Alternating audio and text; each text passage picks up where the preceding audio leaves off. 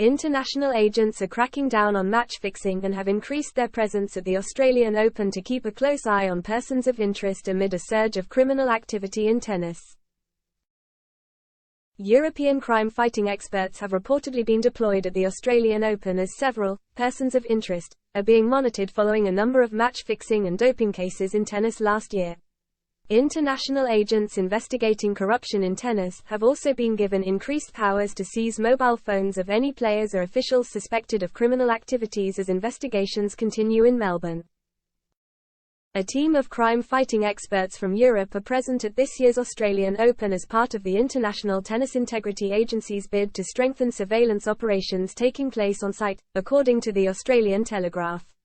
Agents are said to be observing persons of interest at Melbourne Park, though the identities of any specific targets are being kept under wraps.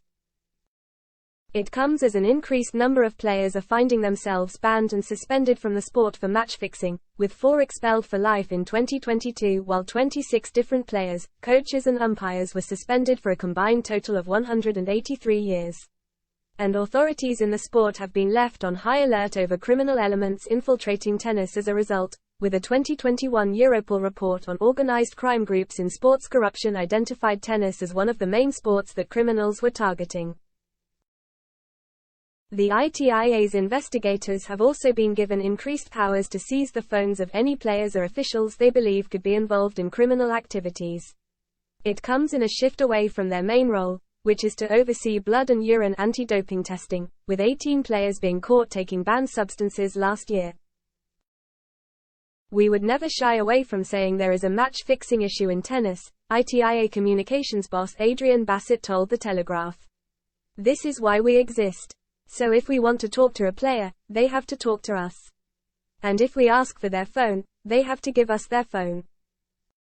While there are several persons of interest believed to be at this year's Australian Open, officials do not believe any of the matches at the first major of the year will be fixed, with the offence often taking place at lower-level tournaments involving players struggling to stay afloat financially, proving the perfect targets for criminals looking to get involved.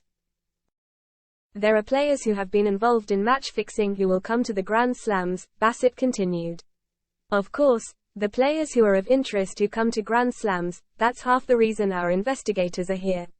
But we don't see evidence of mass match fixing at Grand Slams because this is when everyone is watching and the bookmakers are keeping a close eye on it as well.